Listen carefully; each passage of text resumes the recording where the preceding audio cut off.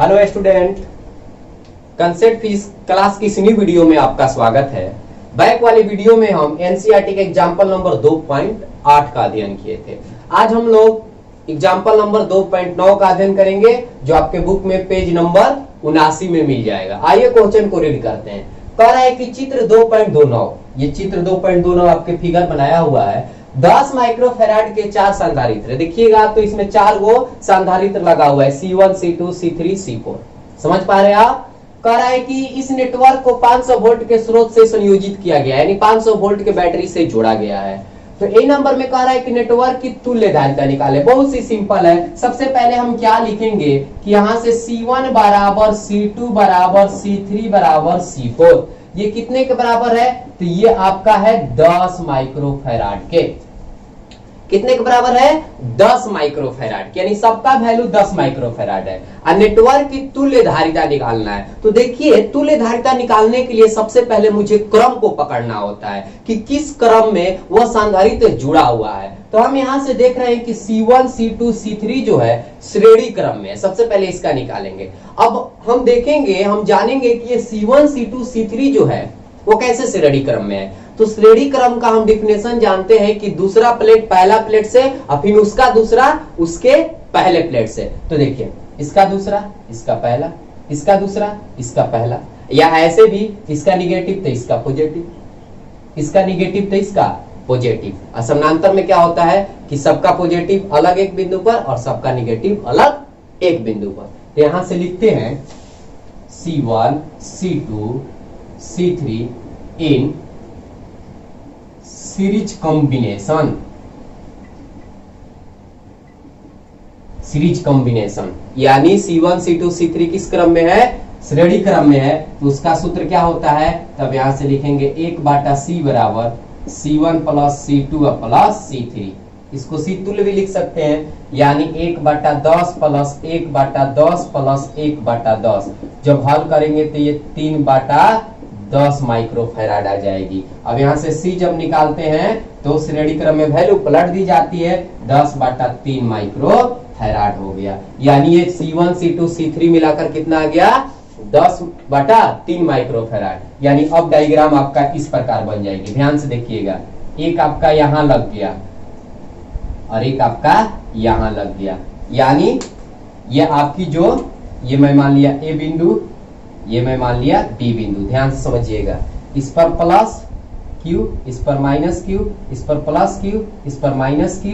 तो देखिए, इसका प्लस एक बिंदु पर और इसका माइनस एक बिंदु पर ऐड हुआ है। तो अब ये क्या होंगे? समानांतर क्रम में। तो अब यहां से लिखेंगे तीनों का जो वैल्यू है वो आपका क्या हो गया? इस क्रम में हो गए। अब यहां से तीनों मिलाकर एगो बना और इसका एगो बना। तो अब यहां से लिखते हैं, अब यहां से लिखेंगे 10/3 तथा ये क्या है? C4। C4 का मान कितना है? 10 माइक्रोफेराड। 10 माइक्रोफेराड किस क्रम में है? समानांतर क्रम में है। समानांतर क्रम में है। तो समानांतर क्रम का सूत्र क्या होता है? C1 plus C2। तब यहां से लिख लेंगे C बराबर C1 प्लस C2। C1 का मान कितना है? तो C1 का मान आपका 10/3 हो जाएगा और C2 का मान आपका हो जाएगा 10, यानी C4 C2 का काम कर रहा है। तो यहां से हल करेंगे तो ये 40/ कितनी हो जाएगी? 3 हो जाएगी। आई होप आपको समझ में आ रहा है। ये 40/ कितनी हो जाएगी? 3 हो जाएगी माइक्रोफेराड। अगर इसको आप कटाइएगा तो 13.3 माइक्रोफेराड आ जाएगा। 13 कितना आ जाएगा? 3 माइक्रोफेराड आ जाएगा। तो पहला हम लोग आंसर बना लिए कि धारिता कितनी होगी? 13.3 माइक्रोफेराड, इस नेटवर्क की तुल्य धारिता। अब B बनाएंगे कि प्रत्येक संधारित्र पर आवेश कितना होगा। तो इसको समझ लीजिए, अगर मुझे प्रत्येक संधारित्र पर आवेश ज्ञात करना है, यानी C1 पर, C2 पर, C3 पर, C4 पर, तो हमें इतनी बात की पता चल गई है कि C1, C2, C3 पर आवेश का जो मान है वो समान आएगा, क्योंकि यह श्रेणी क्रम में जुड़े हुए हैं और श्रेणी क्रम में आवेश का मान कभी बदलता नहीं है। तो जितना C1 पर आवेश होगा उतना ही C2 पर होगा, उतना ही C3 पर होगा और C4 पर मान क्या होंगे? अलग होंगे, क्योंकि ये अलग क्रम में जुड़ा हुआ है। आई होप अब यहां से क्या करिएगा, आप उतार लीजिए और इसके बाद हम दूसरा क्वेश्चन बनाते हैं। अब यहां से देखिए दूसरा क्वेश्चन की ओर बढ़ रहे हैं, देखिएगा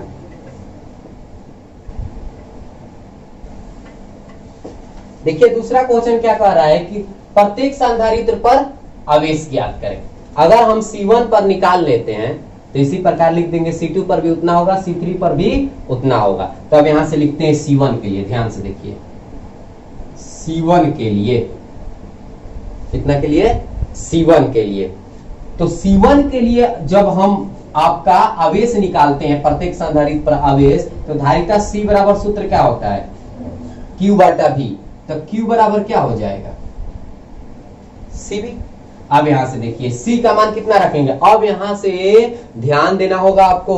अब C1 के लिए निकाल रहे हैं तो C1 की जो धारिता है वो नहीं रखना है, तीनों के मिलाकर जो धारिता आया है उसको रखना है। इस बात को आप ध्यान दीजिएगा, श्रेणी क्रम में जुड़ा हुआ है। तो C1 C2 C3 तीनों को मिलाकर कितना आया था, 10/3 माइक्रोफैराड आया था। तो इस यहां से लिख देते हैं 10/3 माइक्रोफैराड, और विभव कितना हो गया आपका 500 वोल्ट। अब इस माइक्रो को हटा देते हैं, 10/3 गुने 10 के पावर -6 माइक्रो को हटा दिए, यहां 500 हो गया। अब इसको हल करेंगे तो ये कितनी हो जाएगी, 5 गुने ये 10 के पावर -3। कैसे 3 हो गया, देखिए 2 इसमें का 0, 1 इसमें का 0, इसमें से घट गया, 6 है तो 3 बच गया। अब बाटा में कितना हो जाएगी, 3 हो जाएगी। जब इसको कटाइएगा तो कितना आ जाएगा, तो देखिए इसको भाग देते हैं 5/3 में, तो 1.66 भी 1.66 आता है। इसको सन्निकटन कीजिएगा तो 1.7 आ जाएगी, 10 के पावर -3 कूलम। सन्निकटन करने आता है, 5 या 5 से अधिक हो तो उसके स्थान पर 0 और उसके बाद वाले अंक में 1 जोड़ देते हैं। अब यहां से आते हैं C4 पर निकालने के लिए। अब यहां से देखिए C1 के लिए निकाल लिए तो उतना ही C2 के लिए भी होगा, उतना ही C3 के लिए भी होगा, तीनों पर आवेश उतना ही होगी। इस पर अगर आ रहा है 1.7 × 10 के पावर -3 कूलम, तो इस पर भी उतना ही होगा, इस पर भी उतना ही होगा। C4 अलग होगी, तो यहां से लिखते हैं C4 के लिए, C4 के लिए। तो पुनः धारिता C बराबर Q बटा V, तो Q बराबर क्या हो जाएगा, CV। अब यहां से C का मान कितना रखेंगे बताइए, 10 माइक्रोफैराड, तो 10 गुने 10 के पावर -6 हटा दिए, इसके लिए धारिता इतनी है और विभव तो उतना ही रहेगा, 500 वोल्ट रहेगा। जब इसको हल करेंगे तो ये 5 गुने 10 के पावर -3 हो जाएगी, 2 1 3, और इसका ऐसे ही मात्रा कूलम हो जाएगा। आई होप आपको समझ में आ गई होगी कि इन तीनों धारिताओं पर, इन तीनों संधारित्रों पर जो आवेश होंगे वह 1.7 गुने 10 के पावर -3 कूलम होगा, और जो C4 है उस पर 5 गुने 10 के पावर -3 कूलम का आवेश होगा। कोई दिक्कत? नेक्स्ट वाले वीडियो में हम लोग एग्जाम्पल नंबर 2.10 का अध्ययन करेंगे।